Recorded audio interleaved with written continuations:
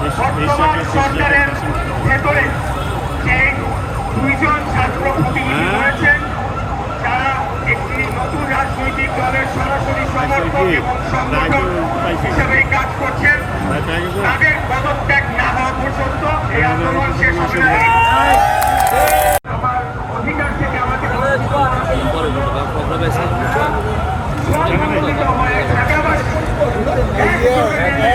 পুরো ফিলা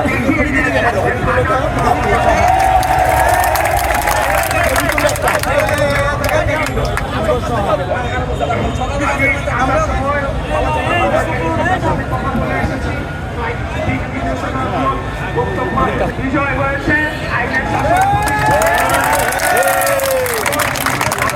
যেহেতু আমরা আইনের শাসনের প্রতি শ্রদ্ধাশীল, আমরা আশা রাখবো অন্তর্বর্তীকালীন সরকার আর একদিনও কালক্ষেপণ না করে অবিলম্বে আদালতের রায় বাস্তবায়ন করার মাধ্যমে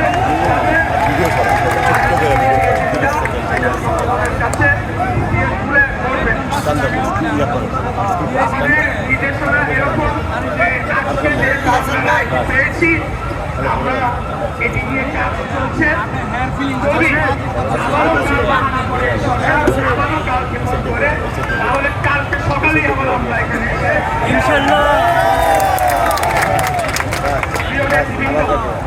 দ্বিতীয় বিষয় হচ্ছে আপনারা জানেন যে আমাদের এই কর্মসূচিগুলোর ফলে চরম জনভোগ সৃষ্টি হয় এবং জনগণ দুর্ভোগে পড়ে রাস্তায় ঘন্টার পর ঘন্টা ট্রাফিকে তারা আটকিয়ে থাকে এবং বিভিন্ন সেবা থেকে তারা বঞ্চিত হয়।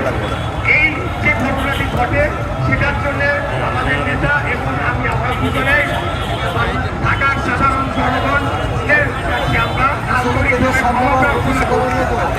পাশাপাশি এটাও বলে দিতে চাই শুরুতেই তো এটা আমাদের পরিকল্পনার অংশ ছিল না। বর্তমান সরকার তারা আমাদেরকে অধিকার বঞ্চিত করতে গিয়ে এমন পর্যায়ে নিয়ে যায় যখন আমরা বাধ্য হয়ে এই ধরনের কর্মসূচিতে আসার জন্য আমরা সিদ্ধান্ত নেই। এখন গতকাল আমি একটা কথা বলেছিলাম, যেটি হচ্ছে যে বর্তমান সরকারের ভেতরে যে দুইজন ছাত্র প্রতিনিধি রয়েছেন যারা একটি নতুন রাজনৈতিক দলের সরাসরি সমর্থক এবং সংগঠক হিসেবে কাজ করছেন, তাদের পদত্যাগ না হওয়া পর্যন্ত এই আন্দোলন শেষ হবে না।